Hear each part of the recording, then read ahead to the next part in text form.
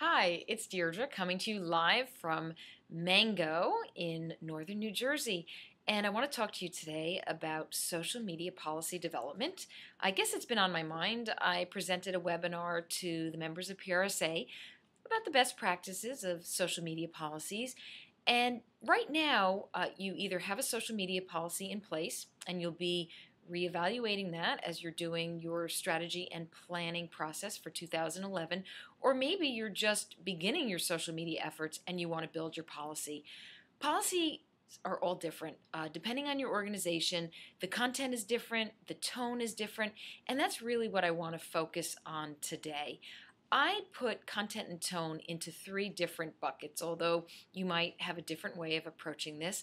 I see them segmented as there's policies that are very heavy-handed and guided with legal language. So you sort of have the policy that's the don't do this, don't do that, or do this or do that. And you can really tell that legal has a heavy hand in the guidelines.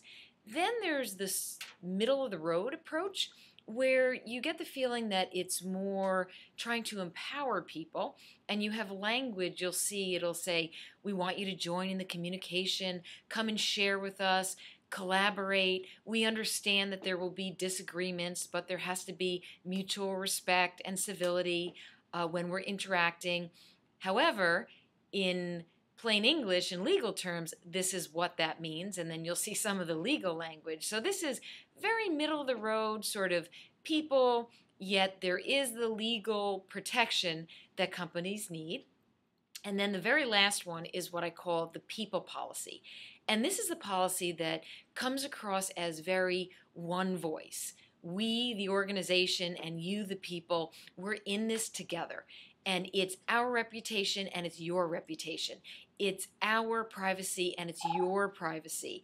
And this is meant to help us grow together. So you can see that's very different than the first bucket that was much more don't do this, don't do that, and heavy-handed. However, now it's time for you to decide, how do people expect to hear from you?